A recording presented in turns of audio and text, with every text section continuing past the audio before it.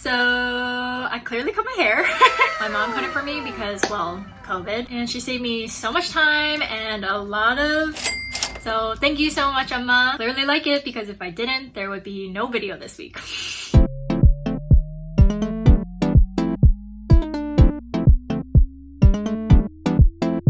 Hey guys, it's Lyd and welcome back to another episode of Lyd versus K-Drama. Clearly, I decided to continue with these weekly episode recaps of Record of Youth. So be sure to not only subscribe, but also hit that notification button so you know when I upload next. If you just joined, make sure to check out my first video where I break down all the characters and the plots and recap the first 2 episodes and all that fun stuff. And if you watched this week's episodes, let me know in the comments down below what were your favorite lines, favorite moments. I want to hear it all. Anyways, let's just dive right in. Where did we leave off from again? Oh, right. Like, no! Those are the worst words you can say to a fangirl. So in episode 3, we actually rewind a bit, and that last scene from episode 2 is not where we pick up from. I'll talk more about this later, but yeah, we actually backtrack to when Haeo asked Haejin to join what should have been his exclusive interview slash photo shoot. Wow, they are both very good looking. But yeah, we actually start to see the start of the conflict between Haejin and Haeo, especially when everyone around them is suggesting that Haeo is completely out of Haejin's league. Plus, it doesn't help that Haeo suggests Haejin join him in his meeting with the director of the movie that he got the lead role in. Like, I get that Haeo is trying to be a good friend and all, and just like plugging him into stuff and like trying to give him exposure wherever he can. But I could also see from Haejin's perspective of it seeming like Haeo low-key rubbing it in his face. And then there's a parallel between the moms, and Haeo's mom is actually rubbing it in Haejin's mom's face. So behind the scenes, we see Minjae actually operating as a one-woman show under Jampong Entertainment, and she's diligently working to start building connections within the industry for Haejin. I truly think she's one of my favorite characters so far, and this is also how she found out from that bribe-taking producer that Haejin was good, he just wasn't as popular as Haeo. So Minjae goes to Haejin and she goes like, hey, can we just push back your military service like one more time? With everything going on and everyone being so discouraging, he's just kind of defeated and he's like, no thanks. Haejin gets a text from Chungha saying she lost when he told her to win against Jinju, and they meet up to go on a date? I know I'm supposed to give thoughts like after my whole recap, but I'm just gonna plug this in here a little bit. What bothers me a lot about this whole sequence is Chungha's characterization as Haejin's fan. I mentioned this in my last video, but I'm really not buying this whole fangirl thing, mainly because the director doesn't really indulge us in that way. If there was a celebrity that I really liked, like for example, like V from BTS, not for any particular reason or anything, he's just like the first celebrity that came into my mind, you know, so crazy. But anyways, if for some odd reason I came to befriend him and I was making the same TV show, you know I'm inserting an entire scene of me like fretting over that one text message, making sure the punctuation and the emojis are all in the right place, making sure it's not too long, it's not too short. But here, again, Chungha is just so chill, and I'm just like, what? But I will give her props for sending the first text. Definitely approve of that move. So yeah, anyways, they meet up at the Starfield Library at Coex Mall. Is this PPL? Not quite sure. And when Haejin goes up to say hi to Chungha, he gets like super close. Like, I'm talking 1 foot away from her face kind of close. And I just like cracked up because nobody does that. And I don't know if it was just me, but the dialogue between these two was just like so awkward. And no, I'm not talking about like, oh my gosh, these two are so awkward around each other, it's so cute. If anything, that's what I would have preferred. I think for me, it was just that the writing itself was so awkward and it just didn't flow. Again, they're not friends. Like, they literally met not too long ago, so I think it would have been maybe normal for them to be awkward around each other, but they both weren't. But it was. I mean, the English translation definitely makes it seem a lot less awkward than it is, but just the way the lines were written and maybe even delivered was just a little bit too jarring for me. But anyways, I feel like the actual intention of the episode is to provide a little bit more background into Chungha as a character. And we learned that she used to work at this huge company and dealt with like reimbursements, so she's really keen on money saving slash spending stuff. At a cafe, which is definitely not PPL, they drink these like foamy lattes and they get like foam on their mouths, and I'm like internally, okay fine, like externally rolling my eyes because I'm like, I know you guys know the foam is there. Like, Haejun gets a FaceTime call from his grandpa, who adorably hangs up right away because he wants to save Haejun on phone bills and stuff like that, but Haejun calls him right back. So for context, his grandpa is looking for a part-time job because I think he's just trying to be less of like a burden on his son and the whole family. And Haejun introduces Chungha to him and is like, hey, like meet my friend. And then after they hang up, Chungha comments that his grandpa's like really handsome and that he could have been an actor. Anyways, I guess another theme of this episode is just being like way too close to each other because like, ta-da! Meanwhile, Haeo goes to this gathering and his friends tease him like, oh hey, you didn't bring Haejun with you this time? They say stuff like, oh, we can finally talk comfortably now. Like, you guys are freaking rude. But that's just the thing. I feel like Haeo is just kind of used to this kind of talk around him. Like, always being better than Haejun since, well, like, everybody around him is saying it. Another thing that keeps being mentioned is how Haeo keeps pushing back his military service. I really wonder if this is going to be a big issue or something later on because this is the second time this has been mentioned, aside from the first time that Chinu mentioned in the first episode. Chinu and Haeo's sister go on another date. I swear this couple is just here to write in PPL. So we have another catty interaction between the two moms. Like Haeo's mom brags to Haejun's mom going like, oh my god, look at the script of the movie that like Haejun's mom's son didn't get. And then Haejun's mom's just kind of like, yeah, well, we don't know how the movie's gonna turn out, so let's just wait and see. And Haeo's mom comments like, oh, well, if Haejun was my son, he would have for sure gotten the role. And they continue this classic debate of like, which is better parenting, hands-on or hands-off? So we see a flashback from Haejun's mom's perspective of just how disappointed Haejun was when she told him that she was now working as a housekeeper for Haeo's family, which obviously totally makes sense. And also all this time, I thought Haejun's mom was just kind of one of those moms that's like, always shaking her head at Haejun's life decisions and stuff like that. But turns out she actually really does care. She was willing to put that down if he told her not to do it. But eventually Haejun thinks about it and he says he's okay with it. You know, the scene was so interesting to me because I really wonder how Haejun and Haeo got close. Like I thought Haejun was totally nonchalant about his family's wealth and stuff like that. Like he didn't really care much about it, but turns out he was insecure about it. You would think that would put a wedge between the two boys, you know, like inferiority complex, but I guess it didn't considering how close they are in present day. I also wonder how Haeo became that well-mannered, pleasant boy, especially when he has a mom like that. A classic K-drama rain scene. Now, I don't quite understand the rules of this getting too close game, because how come they're not close to each other when they should be, and vice versa? It's a pretty tiny umbrella for the two of them, but we get to see that classic getting wet on one shoulder kind of action. And of course, giving this girl his teensy weensy scarf because it's a little cold out. Okay, but wait, let me just zoom in on this moment real quick. Right before he put that scarf on her, do you know what she said? So basically she ran ahead of Haejun and she ran under this bus stop and he just kind of like calmly was under the umbrella walking and stuff like that. And she commented about how he didn't run after her. And he's like, oh, it's because I always think rationally. And she says, oh, well, don't good actors think emotionally? Is that why your acting is... ... Is that why your acting is what? Bad? Because that's what she's implying here, which first of all is just so bizarre because in the first episode when she was talking to her friend at the salon and her friend was like saying like, oh, Haejun's acting's kind of meh, she got super defensive and just protective like in fangirl mode. But now she's kind of making those comments like straight to his face. But also, second of all, girl, are we sure she's his fan? Like, she just really doesn't act like, I don't know. Haejun leaves her with his umbrella and goes to get on the bus, and Chungha is left to just reminisce on her old days as she looks at the umbrella. We see other parents picking up their kids on a rainy day from the bus stop and stuff like that, but Chungha is just kind of standing there because she doesn't have an umbrella or anything like that. And her mom calls, and her mom is only asking about like, hey, when are you gonna wire transfer me some money? So I guess this is just showing that Haejun makes Chungha feel cared for in a way she's never received, even from her own parents. The next day, Haejun receives a payment from the fashion show that he did the runway for, and it's a lot more than he expected. So he calls the associate director and he's like, hey, I think you sent me a lot more money than you're supposed to.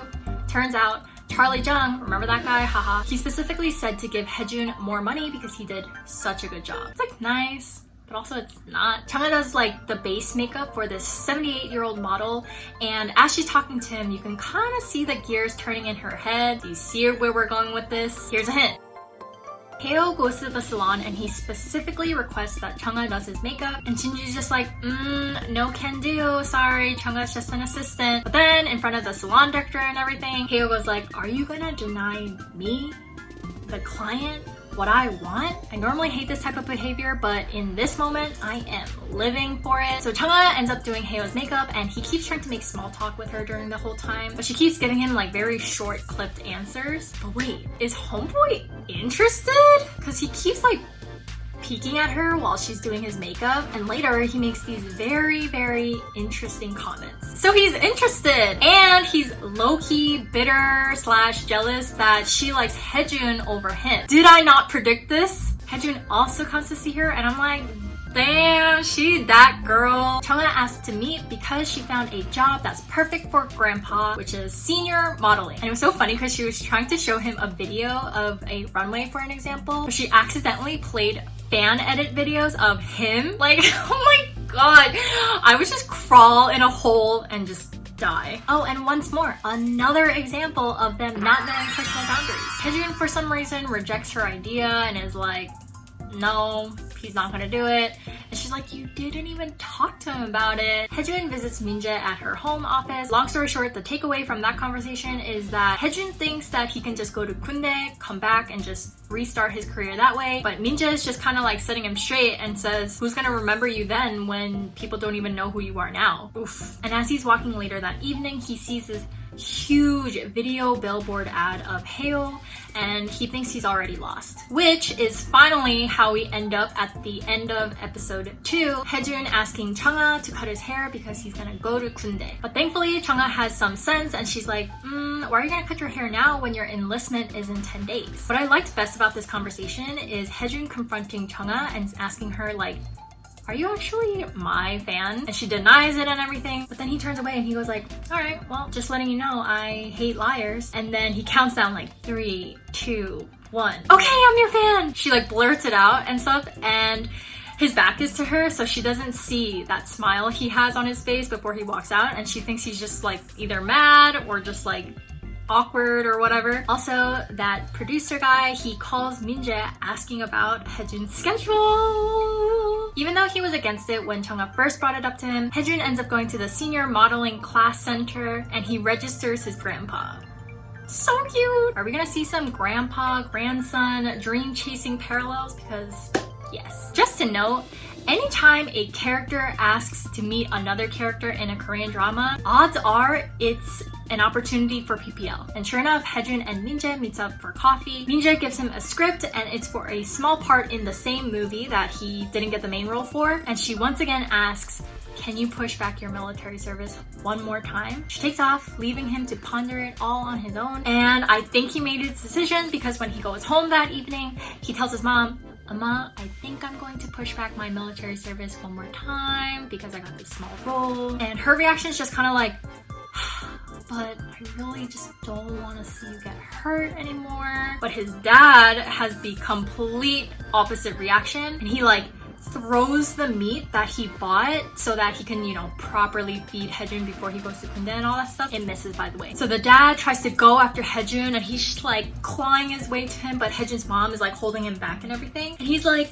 let go of me, I'm gonna get after Haejun, blah, blah, blah. But then his mom is like, fine. And she lets go. And then like, Haejun's dad is like, what is this? And she's like, I let go.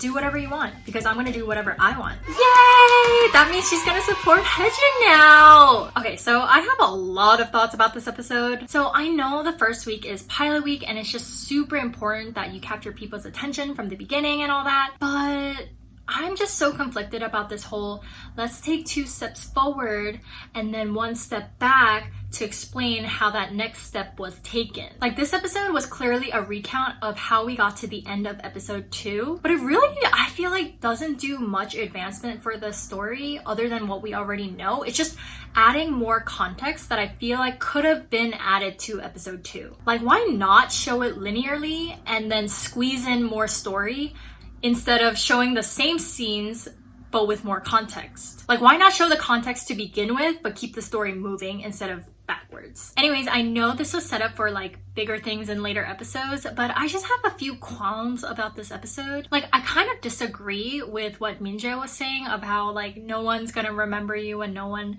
even knows who you are now. If anything, I think they could have used that to his advantage. To me, it makes a lot of sense that he would go to Kundae right now when he is still a nobody. And then we can fast forward to 2020 because I think we're still in 2018 here. And like by then, Haeo became like this big star after that movie and like he's like a big shot now. And then Haejun comes out of Kundae with nobody remembering him except maybe like Chungha. But then I would love to see Haejun make like big moves and work his way up in the industry again. And it would be really cool to see him get really ambitious and get a lot of positive attention, bringing him that much closer to where Haeo is currently at. But the difference is Haejun doesn't have to worry about the military like looming over his career, but Haeo does. So then Haejun can use those 18 months of Haeo's absence to his advantage. And I think that could have been a lot more compelling than this direction where both of them still have to go to Kundae. So it's like always going to be in the back of their minds that all of the success that they have is going to be on pause eventually. But I guess if we go with my direction, that would be like completely writing Haeo out of the story. So in this episode, we also made a lot of advancements in the Chungha and Haejun love line, but I am still not on board with this ship yet. I may be sinking in the water, but I am not going to get on a ship that I don't really see myself getting on yet. It's just the writing between these two. I don't know what it is. It's gotta either be the writing or the delivery. It's like so on the nose, but it tries to act like it's not.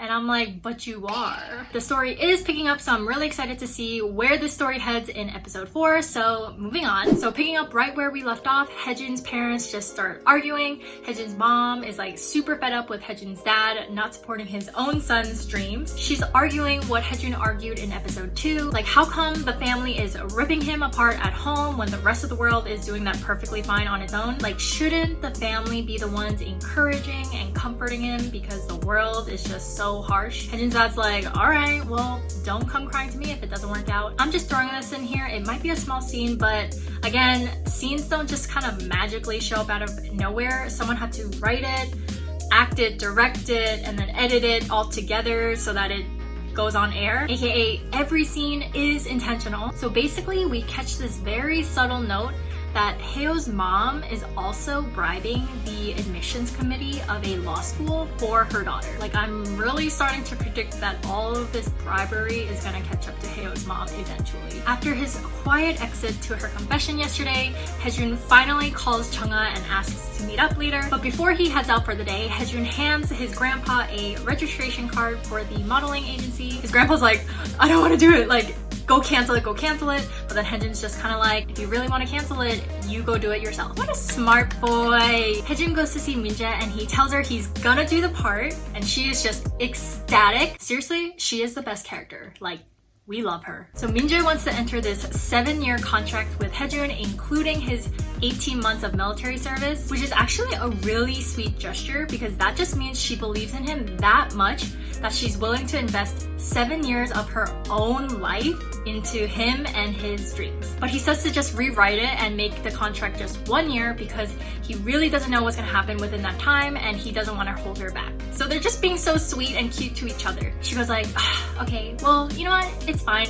Because I mean, also, you're not even gonna date anyways in that time. And she mentions his ex named Chia or whatever. So flashback, he actually broke up with his ex because his ex was seeing other guys behind his back and he was just like, gotcha, bye. Haeo goes to the salon with his mom and he is very disappointed to learn that Chungha is off that day. And then Shinju makes this very sly comment going like, oh, are you not gonna get serviced by anyone but Chungha? Then Haeo's mom's like, whoa, excuse me, Miss Unprofessional. Like, finally, someone just blatantly calling her out in front of her face. Like, she's not professional. Like, I hate her. Haeo's mom pulls him aside later and she's just kind of like, just get it done by Shinju, like whatever. But then we finally see a bigger crack in Haeo's like resentment towards his mom, going like, wow, you can't even let me pick who does my own makeup. And then Shinju, of course, takes her fury out on Chungha and calls her while she's in the middle of doing like street makeup. And she goes, I have training later and it's mandatory, you have to show up.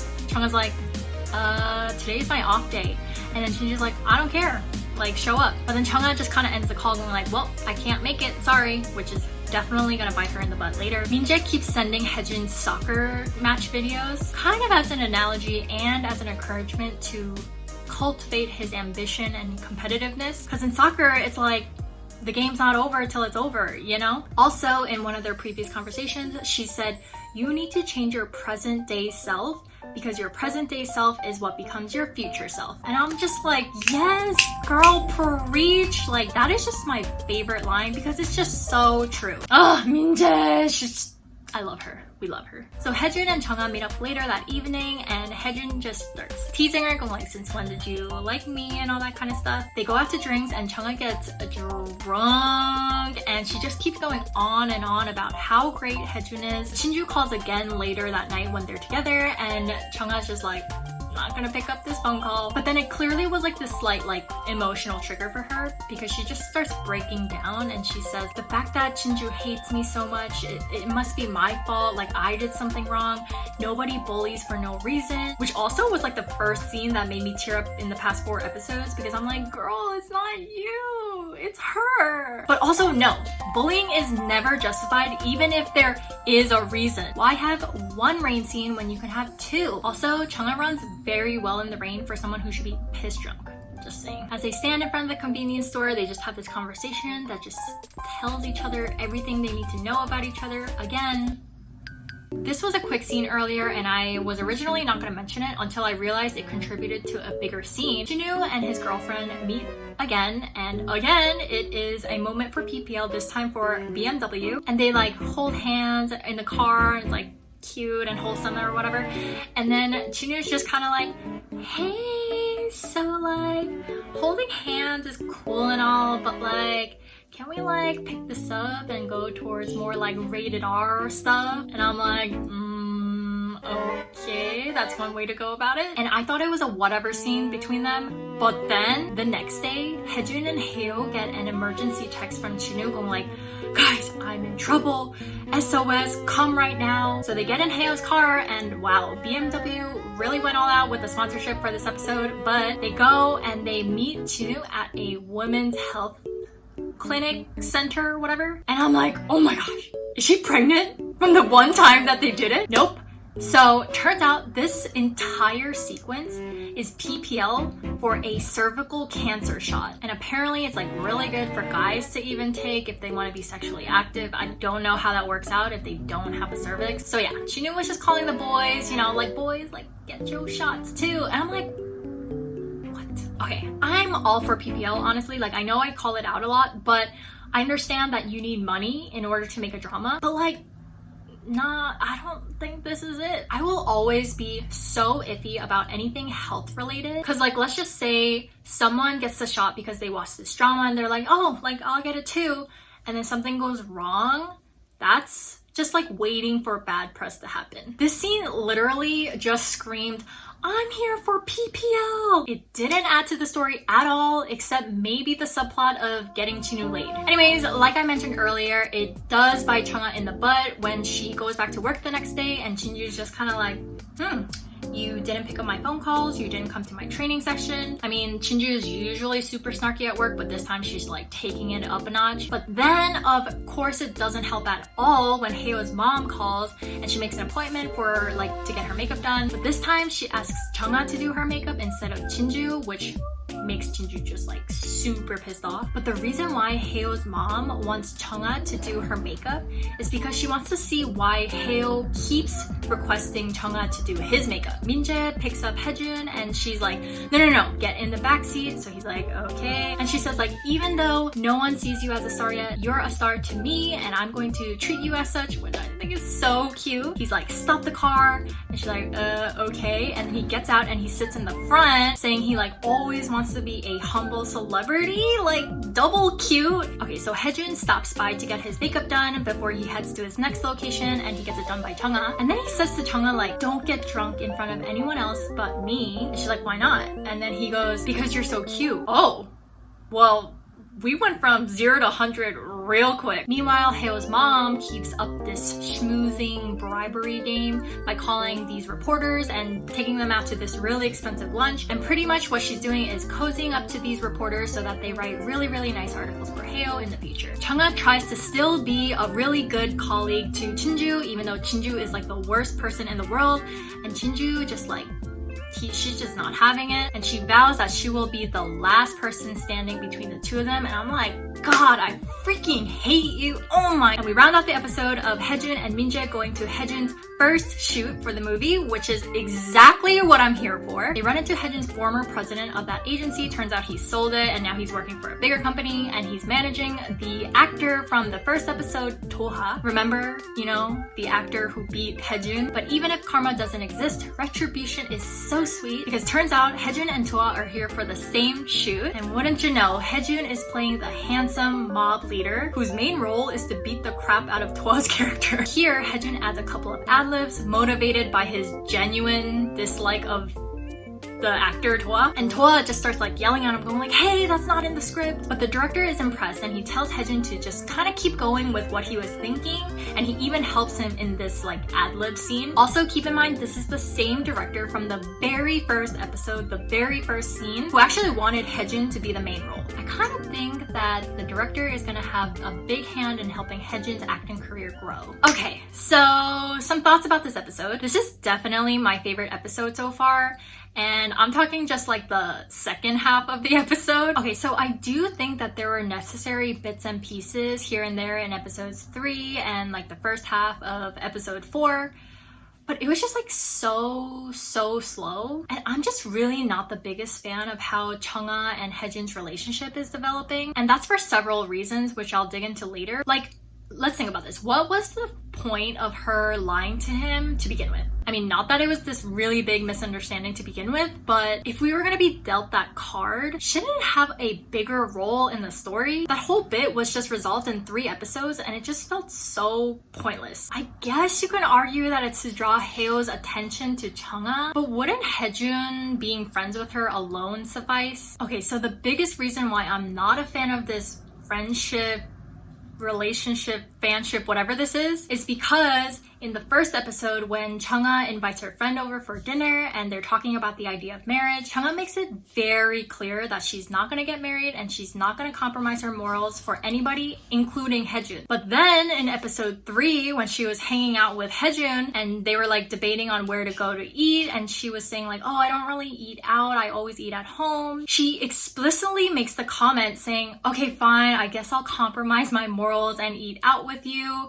And I'm like, are morals that easy to just forget? I'm really not trying to be a stickler here or anything like that, but if you're gonna characterize a girl as someone who has morals to begin with, like someone with clear lines and boundaries, shouldn't she, I don't know, keep them? But with Haejun, she keeps letting things slide, and I can't tell if it's intentional or not. Honestly, I've come to love Haejun and Minjae's relationship more, not in a romantic sense at all or anything like that. Their banter is so much more natural and like actually productive. I still don't know what Haejun and Chungha are, but Minjae is like that doting Nuna that Haejun always needed, and I love how she believes in him so much and is willing to put everything on the line to make sure that his dreams are achieved. Anyways, I really enjoyed Haejun just like finally getting his shit together and officially working his way up. Like, this is what I signed up for with this drama, so I'm glad that we're finally here, and I can't wait to see way more growth in the future episodes. I also can't wait to see everybody get what's coming for them, especially Chinju. It will be such a sweet moment. Anyways, remember to like, comment, and subscribe. Thank you guys so much for watching, and I will see you guys next week.